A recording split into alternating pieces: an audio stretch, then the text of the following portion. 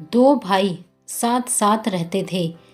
बड़ा भाई बहुत ही विशाल शरीर का मालिक था, पर वह दिमाग से बड़ा कमज़ोर था, जबकि छोटा भाई कमज़ोर शरीर का मालिक होते हुए भी बुद्धि में बड़ा शातिर था। एक बार दोनों भाई कुनेन की दवा लेकर तिब्बत में व्यापार को निकले। वे यहाँ से कुनेन की दवा लेकर जाते, बदले में वहाँ से नमक का सौदा करके लौटते। 30 किलोमीटर तक की यात्रा के बाद उन्हें बड़ी थकान महसूस होने लगी, जिसके कारण उन्होंने वहीं विश्राम करने का निर्णय लिया। रात काफ़ी हो चुकी थी और उन्हें विश्राम के लिए एक पेड़ के सिवा कोई उचित स्थान नहीं मिल रहा था। अंत में उस पेड़ के नीचे ही रात गुजारने का फैसला किया गया।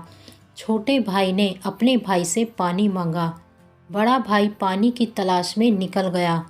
चलते चलते बड़ा भाई ऐसे स्थान पर पहुंचा जहां एक शेर हिरन का शिकार कर रहा था और बड़ा भाई समझ बैठा कि कोई बड़ी बिल्ली है जो हिरन को मारने जा रही है, क्योंकि उसने आज तक शेर को देखा नहीं था और ना ही उसके बारे में कोई समझ रखता था।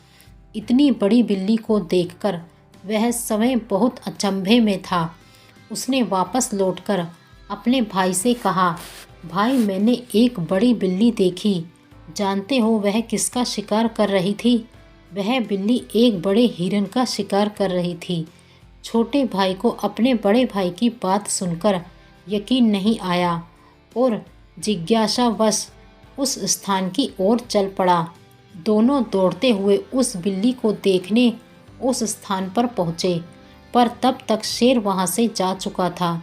जब वे वहाँ पहुँचे, उन्होंने वहाँ केवल मृत हिरन को ही देखा। छोटे भाई ने कहा, इस हिरन को हम अपने साथ ले जाते हैं और इसे खाते हैं। वे उसे अपने निवास पर ले आए। उन्होंने आग जलाई और हिरन का स्वादिष्ट भोज तैयार किया। जल्द ही शेर को अपने शिकार की गंध पहचान में आ गई। वह उसे खोजते हुए वहां आ पहुंचा। हिरन का शिकार शेर ने किया था और उसे खाने का अधिकार भी शेर का ही था। छोटे भाई और शेर के मध्य घमासान युद्ध होने लगा था। छोटा भाई बड़ा ही दुबला पतला कमज़ोर था। शेर को परास्त करना उसके बस की बात नहीं थी। मूर्ख बड़ा भाई, उसे उस लड़के से कोई मतलब नहीं था। वह तो शिकार के ऊपर ही अपना मन साधे हुए था। वह हिरन के भोज के लिए ही चिंतित था। उसे किसी के हार जीत और मरने से कोई मतलब नहीं था। वह खबरदार कर रहा था कि जो कोई मेरे मांस को गिराएगा मैं उसे छोड़ूंगा नहीं।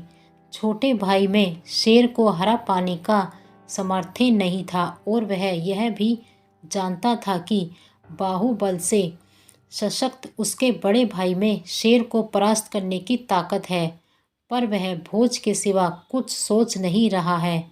छोटे भाई ने तुरंत उस भोज को जमीन पर गिरा दिया। क्रोधित भाई ने शेर का मुकाबला किया। उसने मजबूती से शेर की पूंछ पकड़कर उसे ऐसा पछाड़ा कि पूंछ उखड़कर हाथों में आ गई।